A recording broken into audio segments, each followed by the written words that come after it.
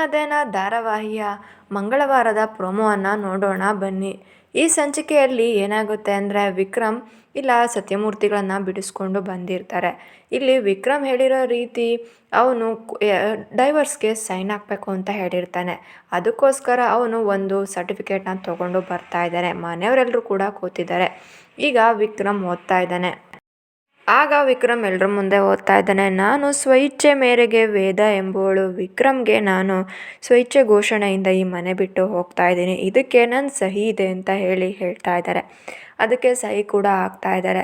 ಇನ್ನೊಂದು ಕಡೆ ಇಲ್ಲಿ ಮೇಷ್ಟ್ರು ಕೂಡ ಇದ್ದಾರೆ. ಅವರು ಮನಸ್ಸಲ್ಲೇ ಅನ್ಕೊತಾ ಇದ್ದಾರೆ, ಪಾಪ ವೇದ ತನ್ನ ತಂದೆಗೋಸ್ಕರ ತನ್ನ ತಂದೆ ಜೀವಂತವಾಗಿರಲಿ ಅಂತ ಹೇಳಿ ತನ್ನ ವೈವಾಹಿಕ ತನ್ನ ಜೀವನನ ಬಲಿ ಕೊಡ್ತಾ ಇದ್ದಾಳಲ್ಲ, ಎಂಥ ಮಗಳಿರ್ಬೋದು ಇವಳು ಅಂತ ಅನ್ಕೊತಾ ಇದ್ದಾರೆ.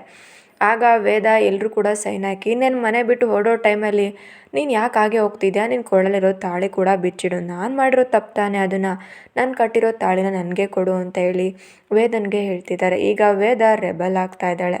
ನೋಡು ವಿಕ್ರಮ್, ನೀನು ತಾಳಿ ಕಟ್ಟಿದ್ಯಾ, ನಾನು ಯಾವತ್ತೂ ಕೂಡ ತಾಳಿನ ಬಿಚ್ಕೊಡೋದಿಲ್ಲ ಅಂತ ಹೇಳಿಲ್ಲ, ನಾನು ಬಿಚ್ಕೊಡೋದಿಲ್ಲ, ನಾನು ಈ ಮನೆಗೆ ನಾನು ಇನ್ನು ನೀನು ಹೆಂಡ್ತಿಯಲ್ಲ ಅಂತ ಹೇಳಿ ಮಾತ್ರ ಸೈನ್ ಹಾಕ್ಕೊಟ್ಟಿರೋದು ಅಂತ ವಿಕ್ರಮ್ಗೆ ಮತ್ತೆ ಚಮಕ್ ಕೊಟ್ಟು ಅಲ್ಲಿಂದ ವೇದ ಹೋಗ್ತಿದ್ದಾಳೆ.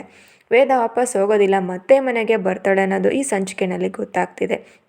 ವಿಕ್ರಮ್ಗೂ ಕೂಡ ಇದು ಶಾಕ್ ಆಗ್ತಾ ಇದೆ.